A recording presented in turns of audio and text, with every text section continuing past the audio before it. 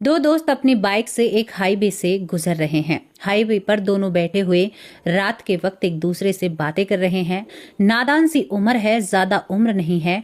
घर पर माँ बाप इंतजार कर रहे हैं कि बेटे शाम तक घर नहीं आए हैं। लेकिन दोस्तों, दोनों जने एक दूसरे से बात करते हुए चलते हैं।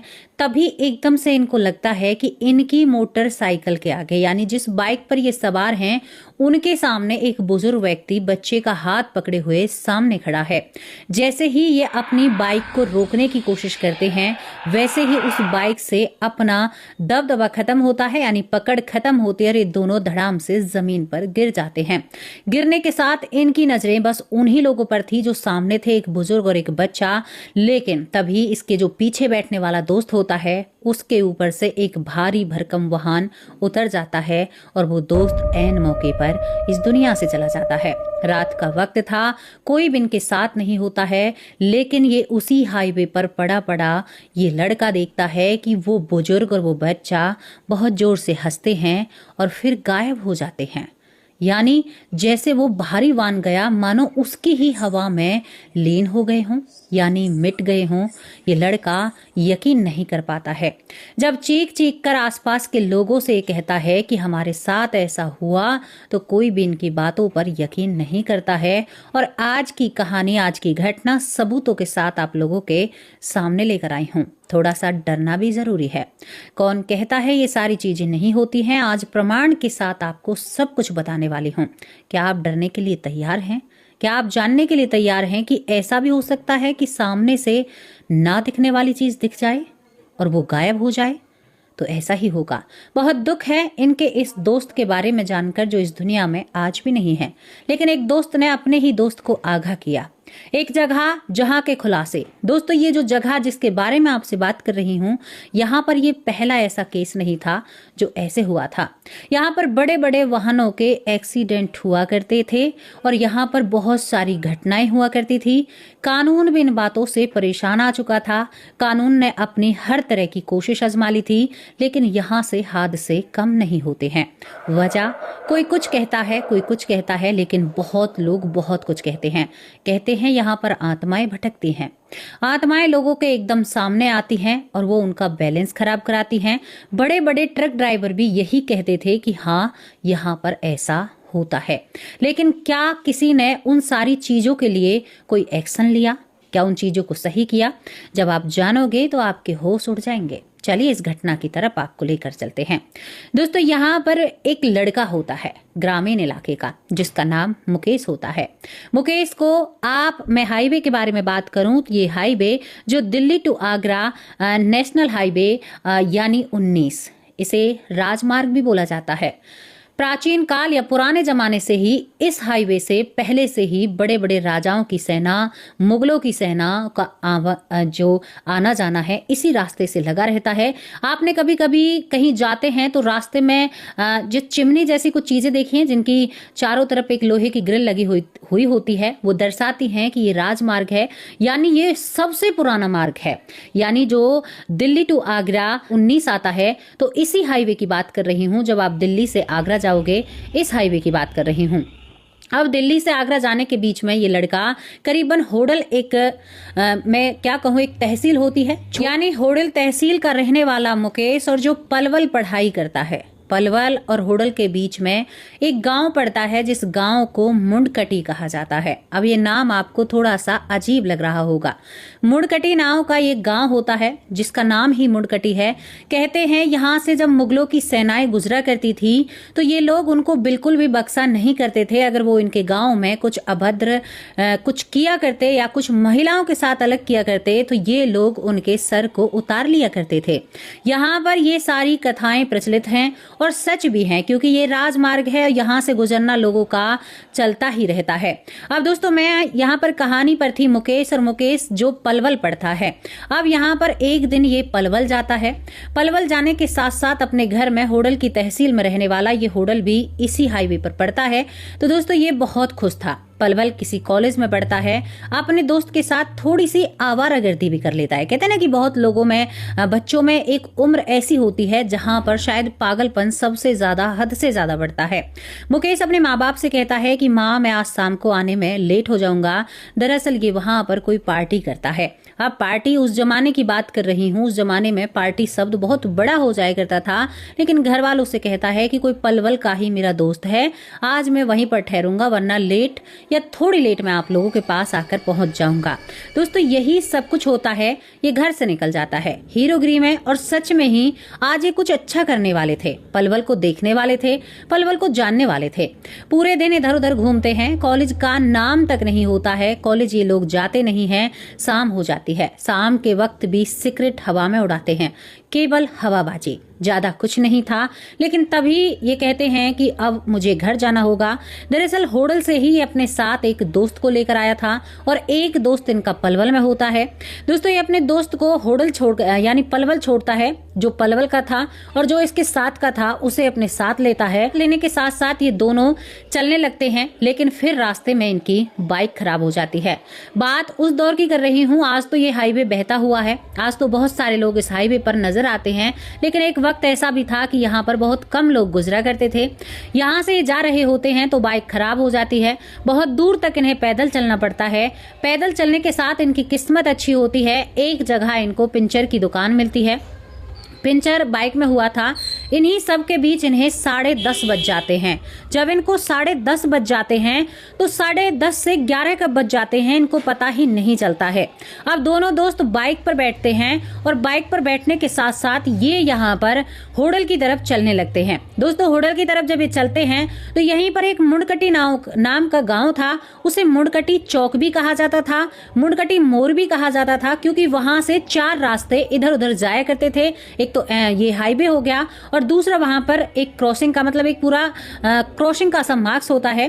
तो जैसे ही ये मुंडकटी पहुंचते हैं उस गांव के पास, यानी ये गांव, यहाँ पर मुंडकटी होता है, दीघोट होता है, ये गांव आसपास खटेला सराय, ये सारे गांव होते हैं। जैसे ही ये दोनों दोस्त वहां पहुंचते हैं तो इन्हें एक बुजुर्ग व्यक्ति जो एक बच्चे की उंगली पकड़े हुए था, उसको जब ये देखते हैं तो यहाँ पर दोस्तों एकदम ब्रेक मारने की कोशिश करते हैं। जब ये ब्रेक मारने की कोशिश करते हैं उसी वक्त इनकी बाइक धड़ाम से जमीन पर गिर पड़ती है, और जब बाइक धड़ाम से जमीन पर गिरती है तो आप समझोगे नहीं, बाइक को गिरते ही इसका जो साथ वाला दोस्त है वो थोड़ा सा बाइक से इधर की साइड गिरता है, और पीछे से एक भारी वाहन यानी एक ट्रक आ रहा था, और उस ट्रक से यानी इसके दोस्त की दुनिया खत्म हो जाती है, यानी उसका शरीर पूरा हो जाता है। जब ट्रक उसके ऊपर से गुजरता है तो इसकी आंखों के सामने एकदम अंधेरा छा जाता है, लेकिन फिर भी ये देख रहा था कि यहाँ पर वो 2 लोग थे, वो कहाँ हैं। तभी ये उधर देखता है तो वो दोनों, यानी एक बुजुर्ग और एक बच्चा वहीं पर खड़े हुए थे, लेकिन हंसते हुए उस ट्रक की हवा के साथ वो हवा में मिल जाते हैं, और ये लड़का वहीं पर बेहोश हो जाता है।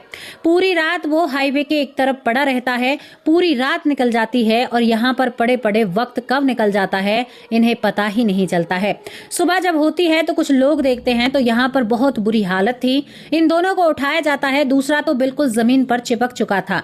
तो इन्हें हॉस्पिटल ले जाया जाता है, तो वहां पर ये लड़का होश में आता है, माँ बाप आते हैं, पिता बहुत गुस्से में होता है। दूसरे लड़के का परिवार तो रो रो कर बावला हो जाता है कि हमारा बेटा इस दुनिया से चला गया, क्योंकि ये अमीर घर के बालक थे। आप ये समझिए कि जब ये पढ़ रहे थे उस वक्त गांव के लोग पढ़ा भी नहीं करते थे ज्यादातर है।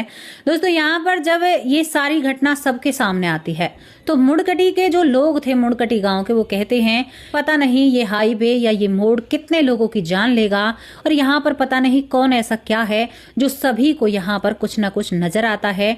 क्योंकि इस लड़के ने बाकायदा सबके सामने कहा कि एक बालक और एक बुजुर्ग व्यक्ति हमारे सामने आया था, तभी हमने अपनी गाड़ी को ब्रेक लगाई। दोस्तों इसकी बातों पर यकीन किया जाता है। अब आप कहोगे कि बातों पर यकीन क्यों किया गया, मैं आपको बताती हूँ इस मुंडकटी का राज। इस मुंडकटी पर आए दिन रोज हादसे होते हैं, और हादसे भी ऐसे होते हैं कि किसी न किसी को अपनी जान गंवानी पड़ती है।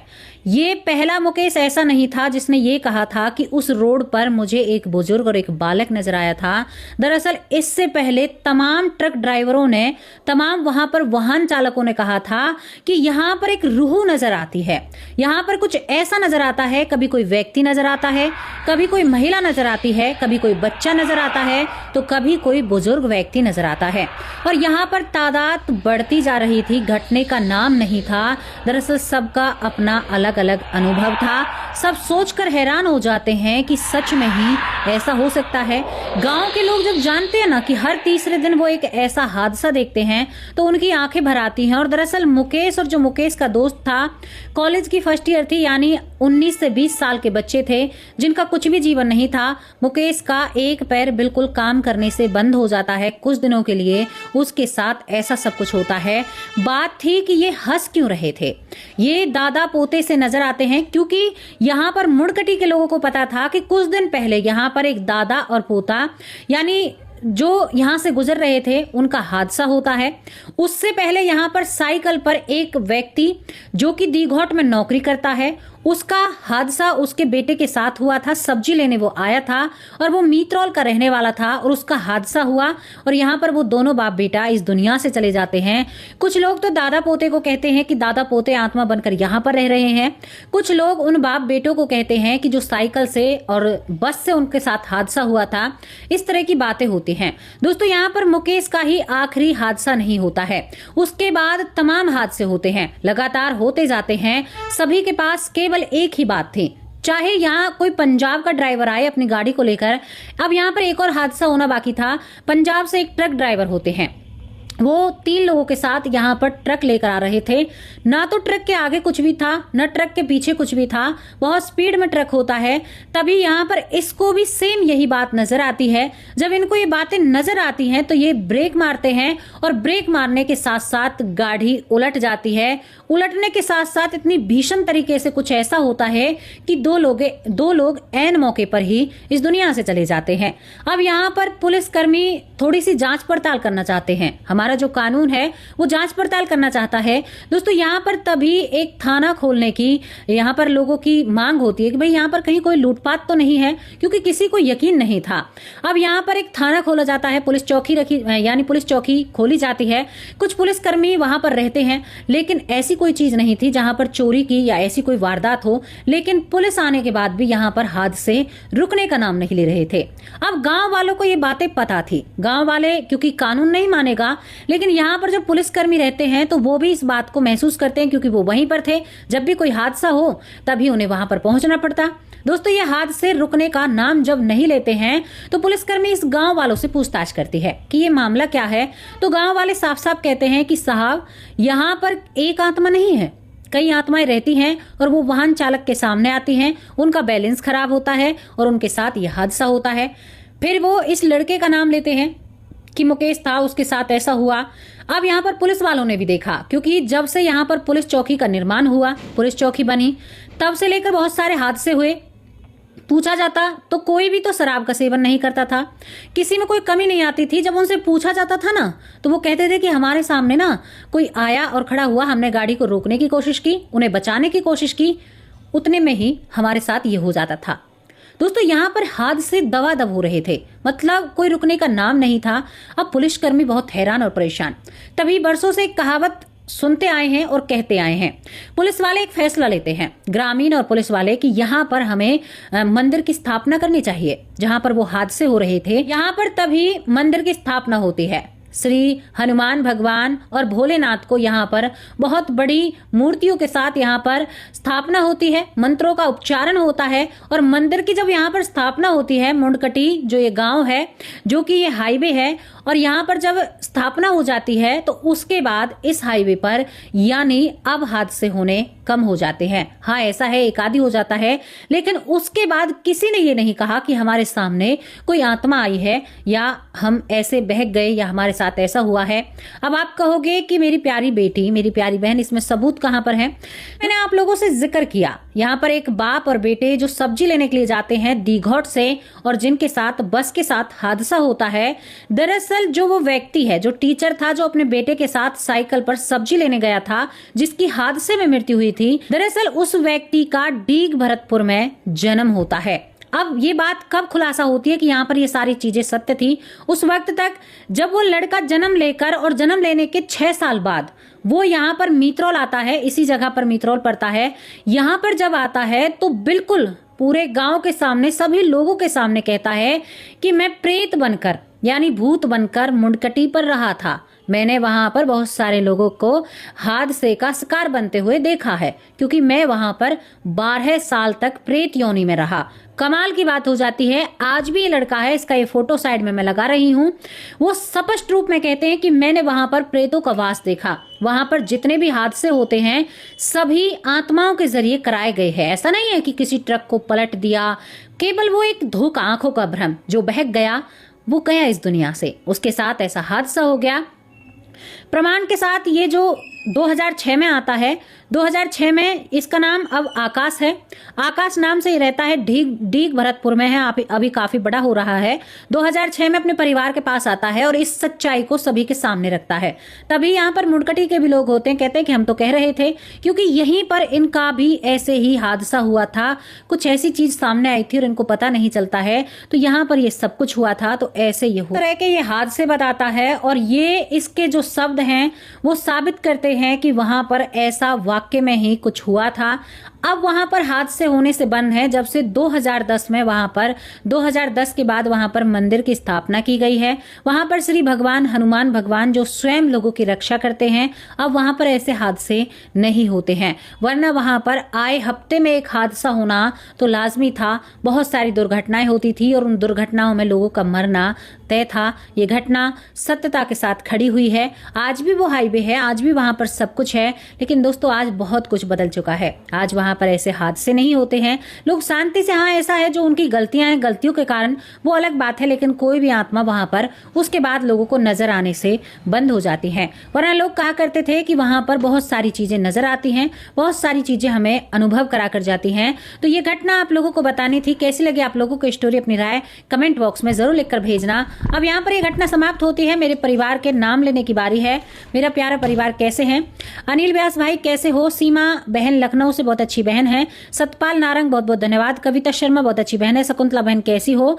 यहाँ पर बबीता सिंह दिल्ली से बहुत प्यारी बहन है। रविंद्र कुमार बहुत बहुत धन्यवाद। खुशी सिंह कैसी हो बहन? शरीफ वाला बहुत प्यारी बहन है। दुर्गा बहन कैसे हो? हीरा कुमारी बहुत प्यारी बहन है हमारी। आशा गुप्ता बहुत बहुत धन्यवाद। बिटी का बॉस बहुत बहुत धन्यवाद। डॉक्टर सुरेश सोनी बहुत अच्छे भाई हैं। श्रद्धा शर्मा बहुत बहुत धन्यवाद। ललिता यादव माँ आपका नाम लिया है, जरूर ध्यान रखना। कैसी हो मेरी प्यारी माँ? रेणु शर्मा बहुत बहुत धन्यवाद। यशवंती माँ आप कैसे हो? बिमला दलाल माँ कैसी हो? ज्योति श्रीवास्तव बहुत प्यारी माँ है मेरी, कैसी है माँ आप? दीपेन दास बहुत बहुत धन्यवाद। कमलेश बिष्ट बहुत अच्छे कमेंट करते हैं। चित्रा वर्मा बहुत बहुत धन्यवाद। रविंद्रनाथ बहुत बहुत धन्यवाद। लक्ष्य भाई कैसे हो? लूना राम मोदी बहुत बहुत धन्यवाद। राजा राम भाई बहुत अच्छे भाई हैं। सिकंदर भाई बहुत बहुत धन्यवाद। दीपक कुमार बहुत बहुत धन्यवाद। रीता बहन कैसी हो? कमलेश विश्वकर्मा बहुत बहुत धन्यवाद। तारा देवी दिल्ली से बहुत प्यारी बहन है हमारी। सुरेंद्र कुमार बहुत बहुत धन्यवाद। वंदना चंदेल बहुत प्यारी बहन है। योग माया शाहू बहुत बहुत धन्यवाद। यहाँ पर महेंद्र पांचाल बहुत बहुत धन्यवाद। सुमन देवी बहुत प्यारी बहन है, बहुत अच्छे कमेंट करती हैं। चंद्रिका बहुत बहुत धन्यवाद। पवन कुमार बहुत अच्छे भाई हैं। बबली जांगरा बहुत प्यारी बहन है। यहाँ पर दीपन दास बहुत अच्छे भाई हैं। सिकंदर सिंह बहुत बहुत धन्यवाद। सीमा अरोड़ा दिल्ली से बहुत प्यारी बहन है। सुमन बहन कैसे हो? ज्ञानतारा सरस्वती बहुत अच्छे कमेंट करती हैं। सुनीता रानी बहुत बहुत धन्यवाद। अर्चना दुबे कैसी हो प्यारी बहन? जयश्री सोलाटू बहुत अच्छे कमेंट करती हैं। अर्चना चौधरी बहुत अच्छी बहन है। डॉक्टर राजवीर सिंह कैसे हो भाई? सुमित्रा पौर बहुत बहुत धन्यवाद। डॉक्टर रंजीत कुमार मिश्रा बहुत अच्छे भाई हैं। 2-3 दिन से कमेंट नहीं आ रहे हैं भाई, आप ठीक तो होना। यहाँ पर सीता शर्मा बहुत अच्छी बहन है। प्रतिभा मारू बहुत प्यारी बहन है। प्रवेश भाई कैसे हो? भूप सिंह भाई कैसे हो? अंजू देवशर बहुत बहुत धन्यवाद। मंजू चौधरी बहुत प्यारी बहन है मेरी। अनिल साक्य फरीदाबाद से बहुत बहुत धन्यवाद। अनिल राज भाई बहुत बहुत धन्यवाद। पूरे परिवार से विदा लेती हूँ। कैसी लगी स्टोरी? अपनी राय लिखकर जरूर भेजना। नमस्कार।